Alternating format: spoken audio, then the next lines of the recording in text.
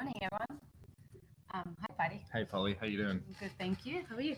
Good, good. Back at it, hey? Yeah. Yeah. Every Wednesday. I know, it's crazy. We were just talking about it.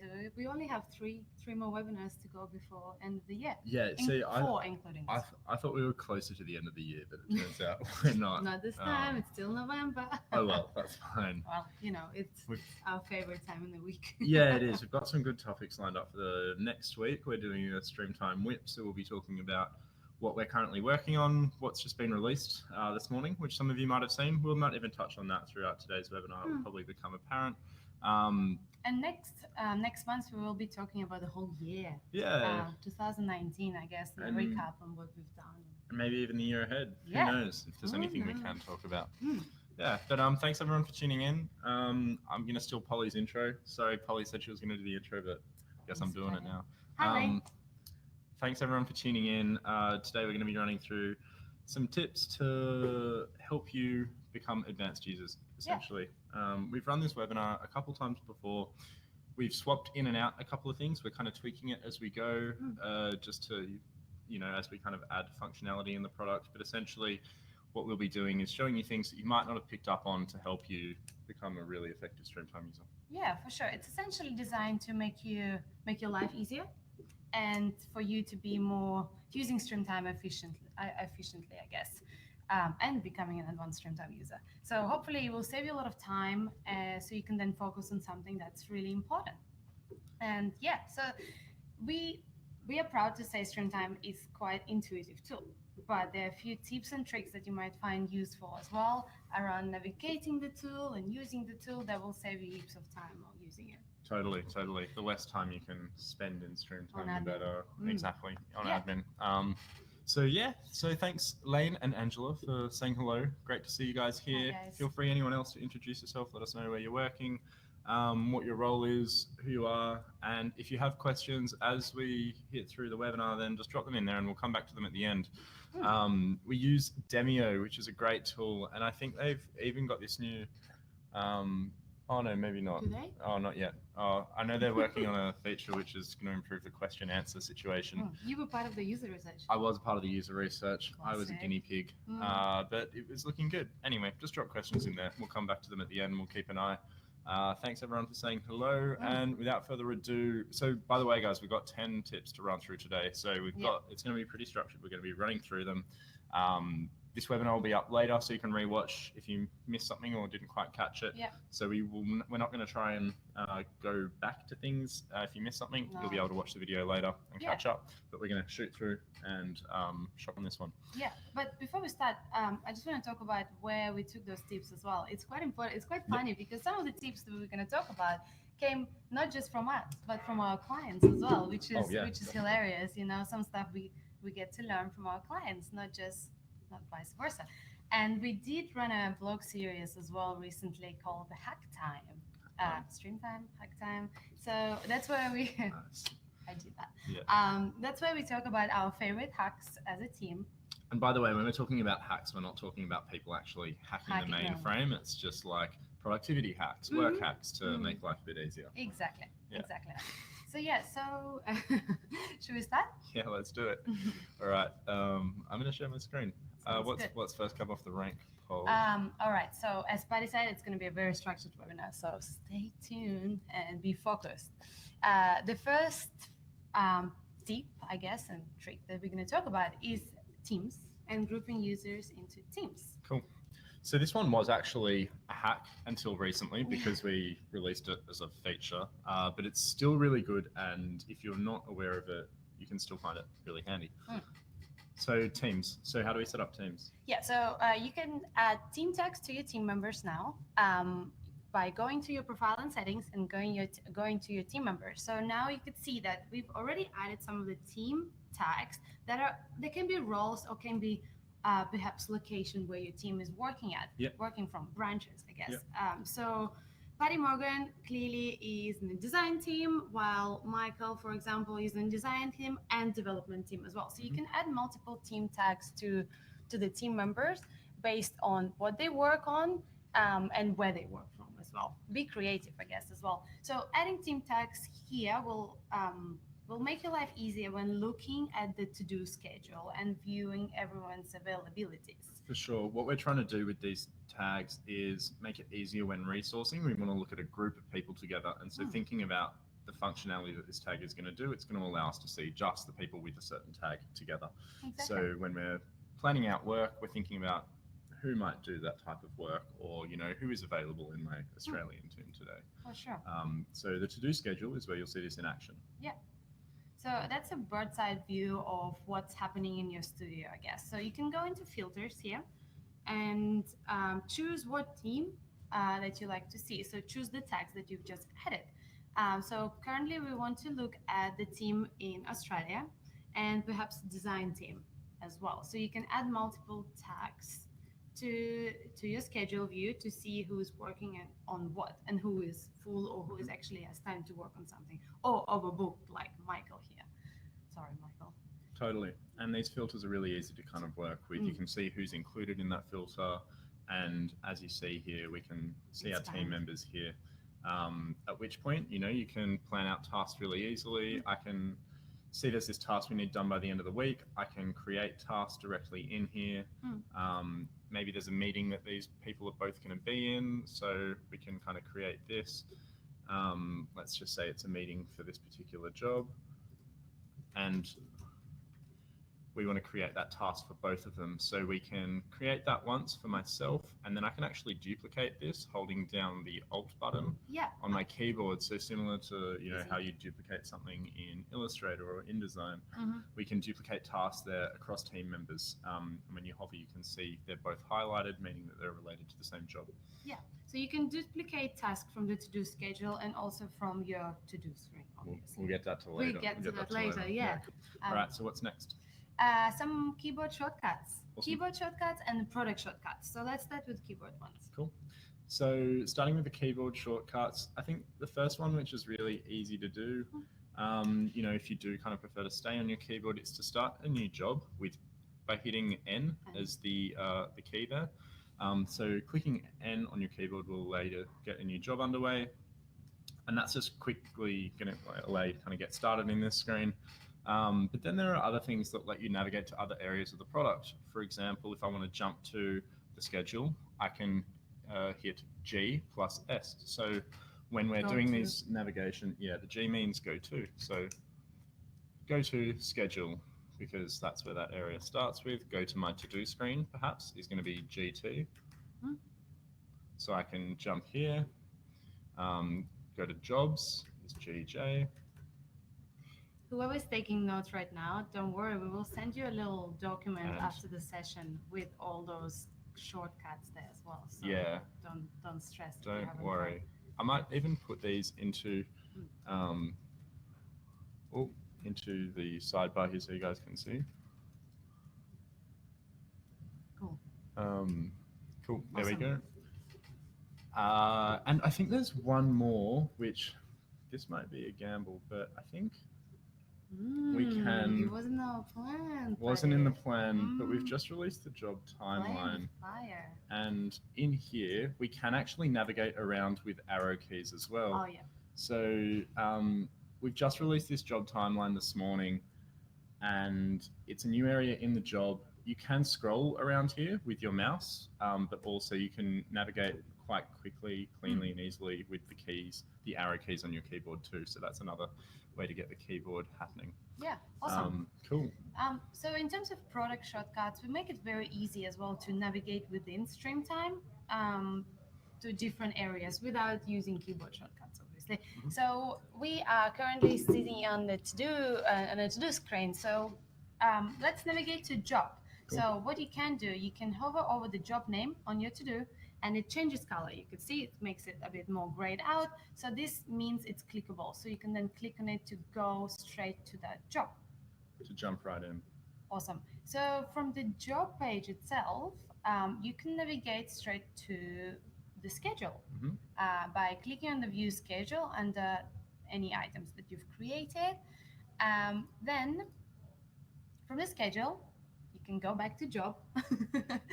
Using this little jump button. Yeah, perfect. These things seem really simple, but you actually save so much time knowing that they're there, saving going back to the list finding that job and then opening it. Yeah, it makes things easier when you're actually planning a job and mapping out time for your team members, so you can jump back to the job plan, have a look, and kind of navigate faster.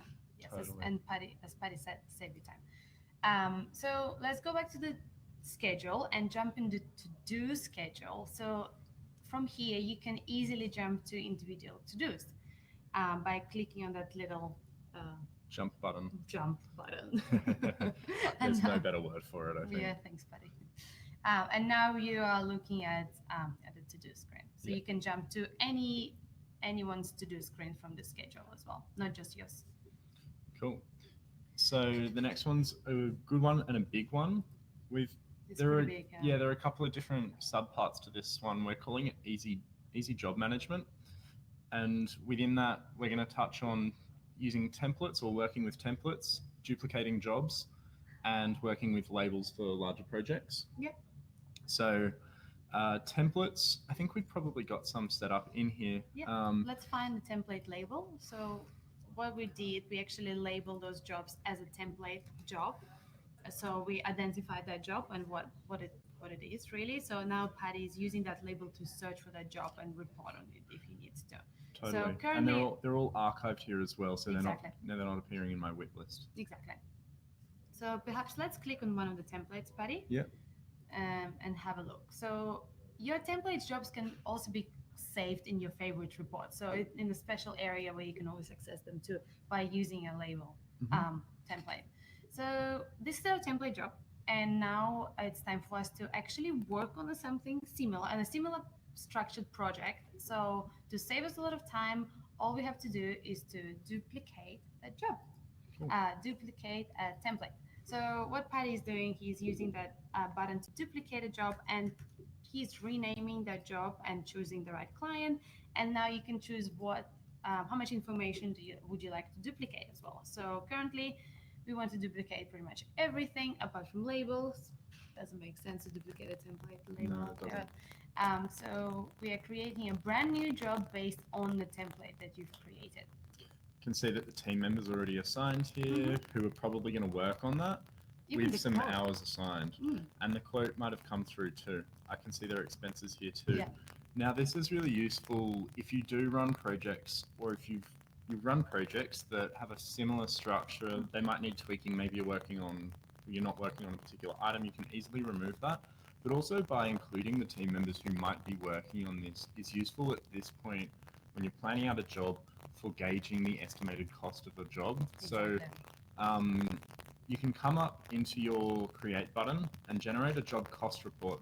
Now, when we do that, we can do that at any point throughout the project. And if we do it at this point, before we've even sent off a quote or even tracked time on the job, the job cost report's still able to give us an estimated planned cost for the job and planned profit margin if we have a budget in that job, which we don't currently. But understanding the planned cost compared to the planned sell is useful. And in order to generate that planned cost, this item requires team members to be assigned to it, because obviously we're looking at the cost of those team members' hours. And so when we're using a 40-hour bucket here at the item level, Streamtime assumes that those 40 hours will be eaten up at an average of the cost rates of these 3 team members. Exactly. Yeah, that's very good practice to have. And as Patty said, you can generate JCI at any stage of the project. So it's always good to understand how profitable your job is at the beginning of the project, so you can then start planning. Let's touch base on labels, Patty, Yep. a little bit more. Yep. So we've just duplicated that job, and it's an actual job. So we do want to add some labels to that project to identify the type of project. Yep. And perhaps add a label as an account manager as well. Yep. So labels group jobs together. They act like job tags. So currently we're adding a label called branding, Polly, and maybe you work on a big project that consists of multiple jobs, and this job is part of that big project. Yep. You could still use the label to group those jobs together under one umbrella, I guess. So you can then use that label to report on all the jobs under that project. So labels are really powerful. So we love them. Totally. And so I've called that one Project X, and I know that there are other jobs with Project X.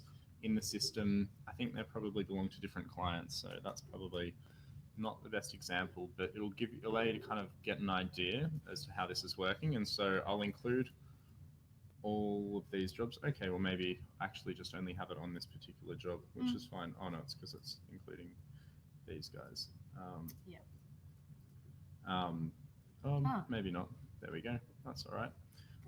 But the idea is with that Project X label, I'm able to see all jobs that have that label together, and I'm able to report at a really high level on how effective that project is tracking. How effectively it's tracking. I can look at the total cost of the project over multiple jobs, over multiple years. I can look at the profit of that, how much was totally invoiced, and how many hours we've actually spent on that. There's been nothing tracked on these, but the idea is that you'll add different columns based on these different things. I wonder if I've got another example that kind of will demonstrate this. But that's all right. Maybe this retainer job. Yeah. So this is an example where we've got a retainer and it's being grouped together with this retainer label for a certain client. And I can see that with all of these figures, I can look at the current status of the cost, where the budget's at, the variance of the budget, and how much has been invoiced and the profit on that for the entire retainer. So that should be really useful. Yeah, for sure. And we actually, if you need help with adding labels, and if you're quite new to Streamtime, like Lane, I know you're new to Streamtime. If you need help with labels, we run a session focusing on labels because we think they're super powerful and very useful for you. So we can share it at the end of the session as well. Yeah, brilliant. Cool. Okay, so we spent way too much time on that one, sorry. That's fine. It's fine. Yeah, 10 okay, minutes. let's look at, I think I'm going to get this one up for ACO. So this next one, we're going to talk about working within jobs, better ways to kind of navigate jobs within here. Phases is something that we released recently. It's this feature that allows you to group multiple items together, as you see here, and you can fold these up and down. That's a really handy way of kind of consolidating all that information and organizing it, making it easy to access. Makes it clean. Yeah. But within a job, we might have multiple items like this. If you want to expand the views on all of these items, so see the team members and the sub item, or the checklist items, sorry, and the descriptions on them, you can do this on one item using this turn key, but if you want to do all items at once, you can hold down Shift and then click that button. I actually didn't know that. Actually, Shift. Is it Shift? Am I clicking the You wrong just button? showed it to me. I know, Funny. am I clicking the wrong button? Yeah, I clicked the wrong button. It's not Shift, it's the Option button. Sorry about that. Okay. Yeah, so that's new, right? I had no idea about this. Yes, it's new. No, I don't think it's new. I think it's just a subtle one. Sorry. Yeah, but similarly, you can expand them all or contract them all together to get a really reduced view of your job. This is also, or a similar practice can be applied when you're creating quotes. Polly, do you want to run us through this? Sure. So you can customize your quote the way you want it by perhaps merging line items within that quote. So what Patty's doing, he's picking up that line item and merging under the right item, I guess, and under the right phase. So you can also create your own headings as well and create more items from the quote page too. So add a heading or add an item, you could see. So adding a heading will allow you to add that heading and group those line items, I guess, under the right heading. Be mindful though, if you are making changes to your quotes and adding new line items with dollar value in it, make sure you update your job plan. Actually, the best way to do it is to update your job plan first and then recreate a new quote, because when any changes you make here, they don't affect your job plan, so it can be dangerous. It's good advice. It's good advice. A similar principle applies on invoices as well. Depending on how you're creating your invoices, that might be useful, but if you're using the quotes, then you can start here and then the same changes will be carried through to your invoices. Yeah. Speaking of invoices. Yeah, so we can also create a credit note in Streamtime. Segue. Cool. Which is not new. No, this isn't really new. cool. We've talked about this before, so you might already know it. But if you accidentally overcharged your client, or you need to refund them or some money for whatever reason, you can create a negative line item on an invoice. So it's good to start with a blank invoice here. It's just an easy way to kind of get going. And you can call this line item credit note or repayment, for Yeah. example, something like this. Adding a negative line item for this amount means that the invoice will automatically be recognized as a credit note, which we can see at the top here. Yeah, that's awesome. I love this trick. Cool. All right, so let's push on. Yeah. So we've got another 9 minutes. So let's go Absolutely. into the to do screen, and we can show you a few tips on the screen itself and how to stay on top of your weeks. So one of them is you can right click on the to do. Yep. That's pretty new actually. So you can right click on the to do and Sorry. yeah, There we you go. can reassign it to do now, easier. You can duplicate it, log, delete, or go to job. So there are lots of options there for you.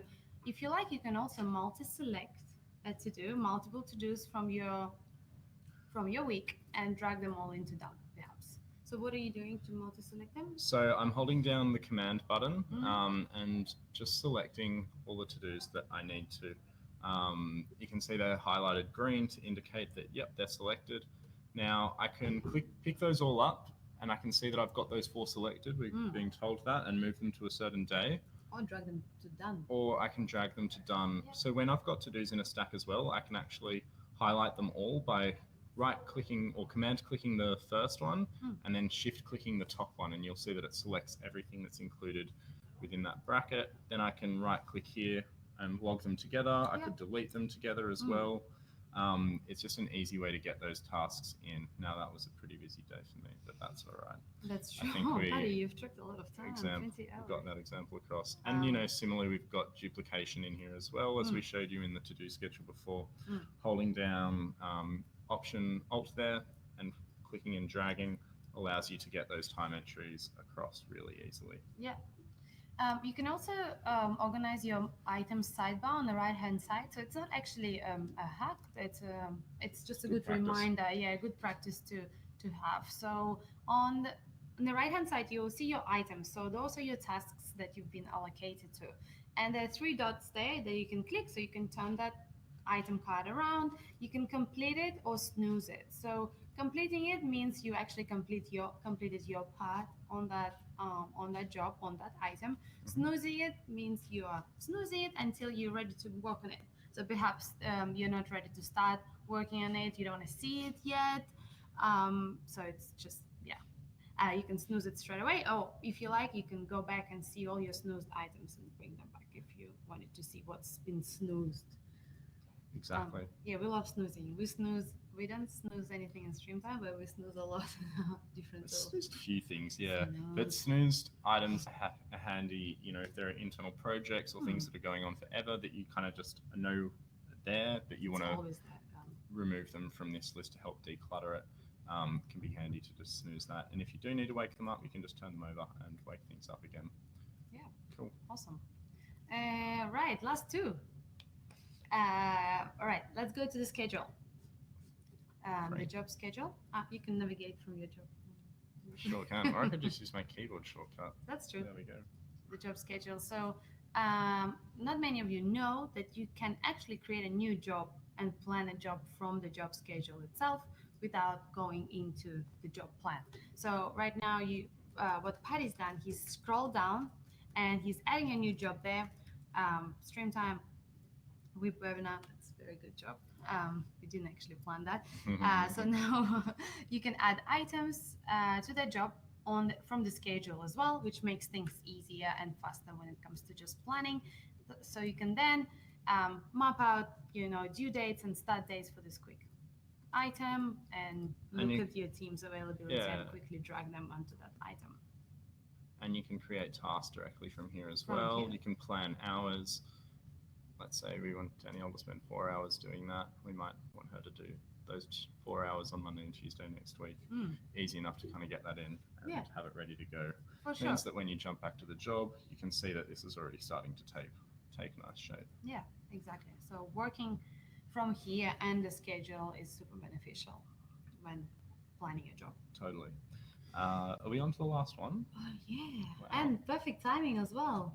Great timing. Which is just the usual. We pretty good with time. All right, so my favorite one actually. Yeah. Well, why don't we start in the jobs and then we can head to yeah. Sounds good. Great. So you can take actions from pretty much anywhere in Streamtime. And one of the actions that you can take from the job plan is to log your to-dos. So if you don't really feel like going to the your to-do screen, or you actually forgot that you've done something yesterday and you forgot to log it, you can quickly log it from your job plan. So what Patty is doing, he's clicking on the create button, creating a to-do. Yeah, you can add a little note there. And if it was for today or the day before, you can log it straight away, or you can save it as well for yourself to see later, or for someone else in the team, I guess. So what I did just then was I logged the task immediately. I got that time entry in without even needing to go to my to-do screen. If I went to my to-do screen, I'd see that task there tracked. But yeah, if you just want to plan that task for you to do later today, you can also do that just from here. Exactly. Super easy. Exactly. You can also plan add to-dos from the schedule, as you know, but the priorities area is also where you can take more actions as well. So we've made changes to this. Yeah, this is new. This is very new. From this morning, actually. So now you actually can see everyone's boards, and now you see the priority, I guess, area where everyone's board, homepage, exactly. That's the word I was looking for. Where everyone created their boards as well. So let's jump into one of your boards. And yeah, you can create multiple boards as well, which is a big one. So that's a huge new thing that we've released today, is allowing you to have multiple ways of working in priorities. So you might have a studio whip, which is what this looks like. You might have one for new business. You might have one for team resourcing.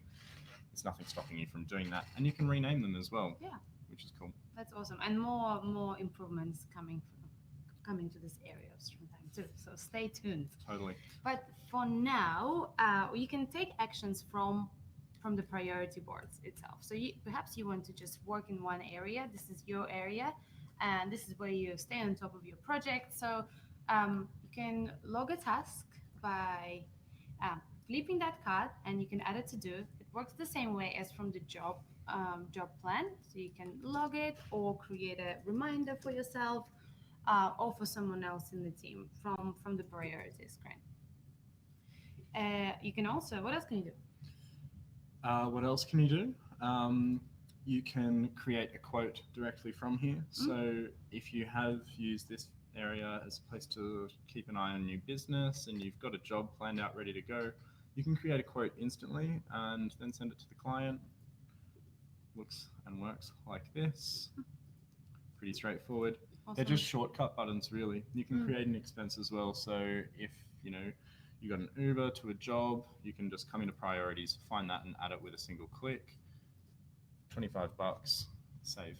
So really easy to kind of get that into the system and create an invoice as well. So if you are using priorities to manage cash flow and your invoices, once a job is wrapped up and ready to go, you might have a column that says to be invoiced, which you can come into at the end of the month and just generate invoices from here. So handy. And send them off. Super handy, super easy, and you're not leaving the one screen, which is awesome. Similarly, like we saw before, the shortcut also exists that you can just click on the job name there to jump right into that job and open it up. Yeah. Cool. That's awesome. Just loading. So yeah. Right. Well, that's 11 o'clock on the dot. That's awesome. Thanks everyone for tuning in. I think there's a question there from Lou. Let's touch on that one. Is there a possibility that in the future, if we update the quote, has an option to update the job plan too? I think that would be useful. I'm not sure. It's not something that we've talked about. I think, Lou, one thing we've kind of been weary of is having one place of truth and then the quote representing different points in time based on what changes. Yeah, you're right. And also the fact that the quote doesn't work as a calculator we want to keep the freedom, I think, with that quote to allow people to make cosmetic changes to it and keep the job plan as the internal resourcing tool whilst the quote is more external and client facing. Yeah. So, but thanks for the suggestion. So Carolyn's asked if we could recap where we got to with templates.